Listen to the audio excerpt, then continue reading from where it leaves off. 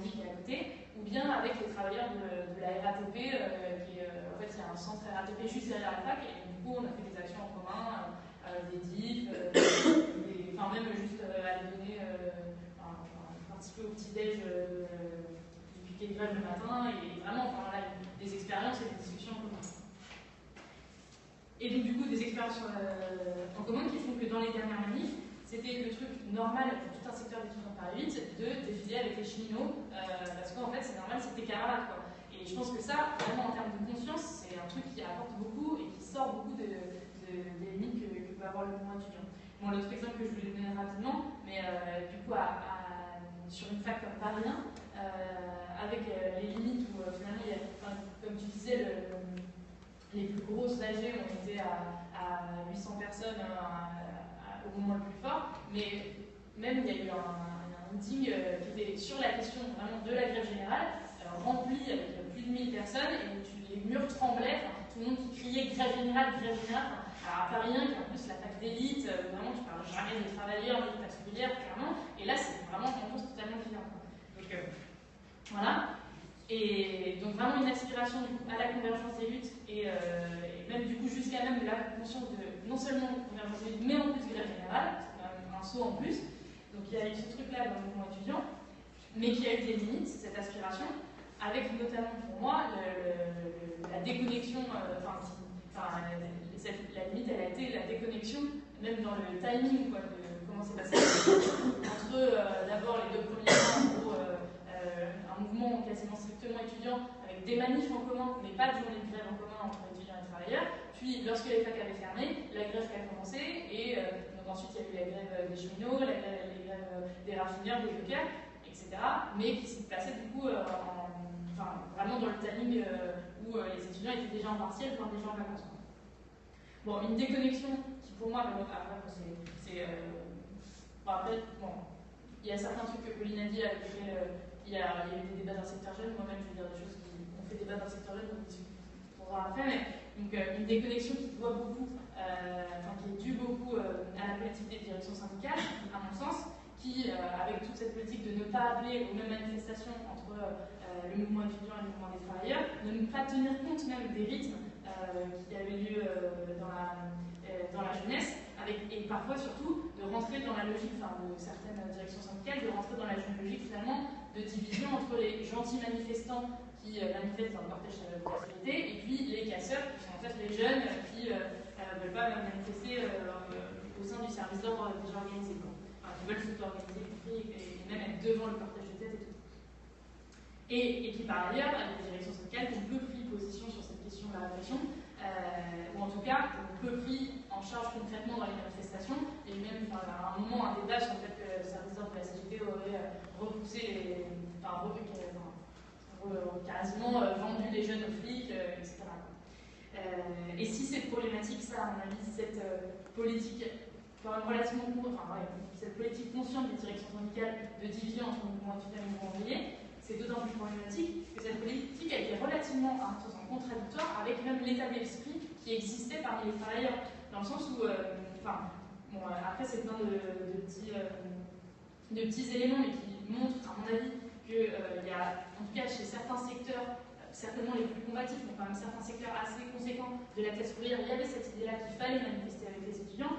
Les différents exemples que j'aurais à donner, c'est nous, la réception qu'on a eue lorsqu'on allait faire des DIF justement à la RATP ou à la SNCF, c'était incroyable. Qui nous invitaient aux AG, qui nous invitaient à participer aux manifs avec eux. Une réception on est super content que les étudiants soient avec nous. Le deuxième truc, le succès, à mon avis, de Nuit debout témoigne là aussi de ça, du fait qu'il fallait converger avec tout le monde, etc.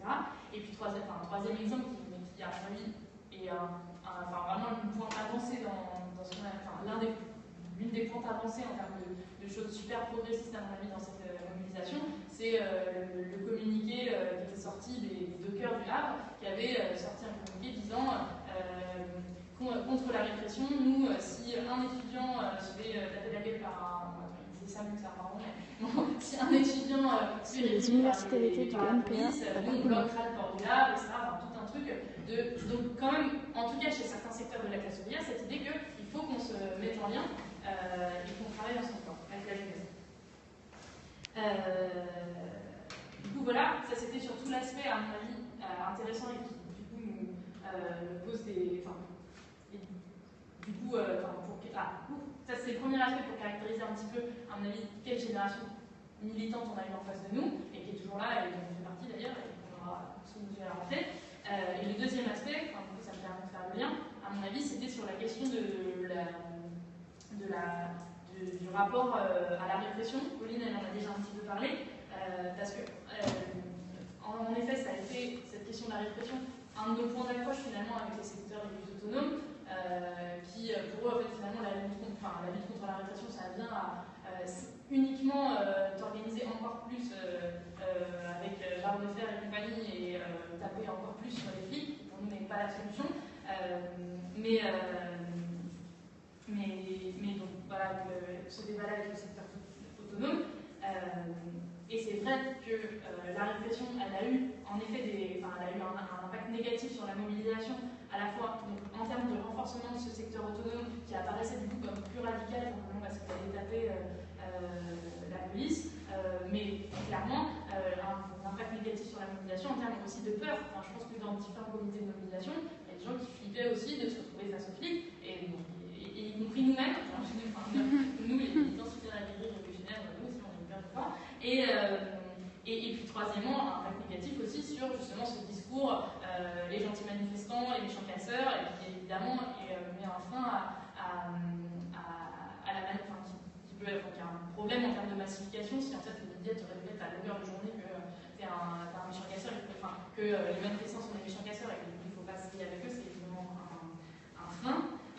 Mais en même temps, avec ce truc contradictoire, ce que ça a permis aussi, c'est une politisation relative, une encore plus politisation des comités de mobilisation, où en fait, de fait, tu te retrouvais face à deux questions. Alors, premièrement, pour les secteurs les plus radicalisés, les plus au cœur de la mobilisation, premièrement, tu réalises qu'en fait, finalement, cette police-là que tu as saluée pendant les attentats, et que tu as applaudi, et cette police-là qui est censée te protéger, peut-être qu'en fait, finalement, elle ne te protège pas, mais peut-être que quand même, elle protège les intérêts du patronat.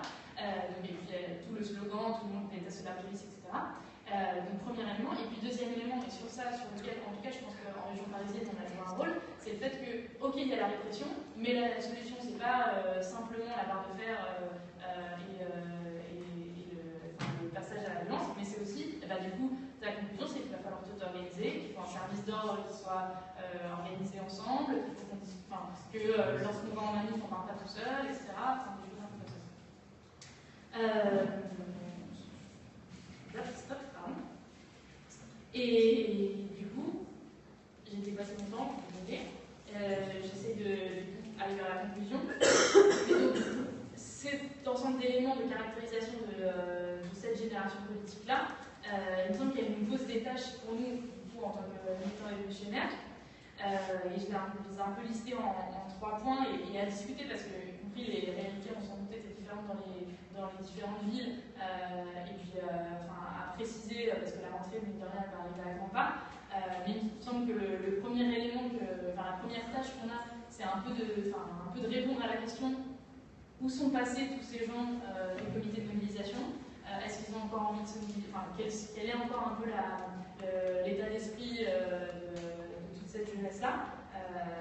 Et l'hypothèse principale que moi j'aime, et je pense qu'elle relève, j'ai l'impression qu'il est relativement partagée dans le secteur jeune, c'est qu'il n'y a pas de démoralisation.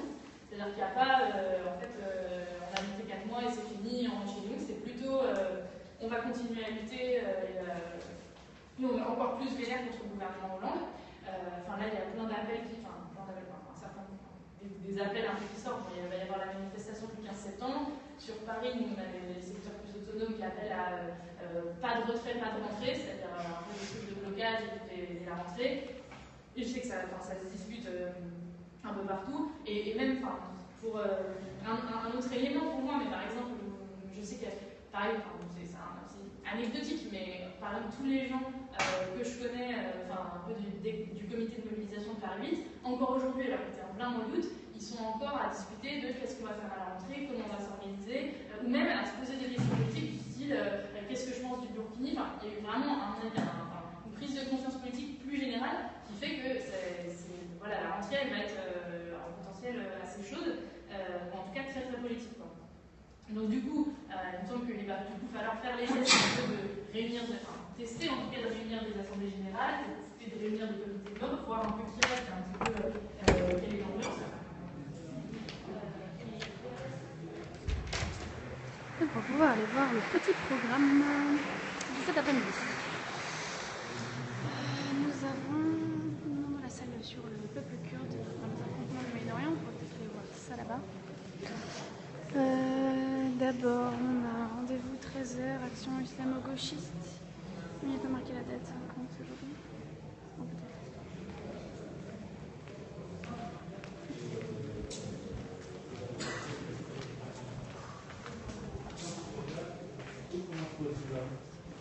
C'est la grande question.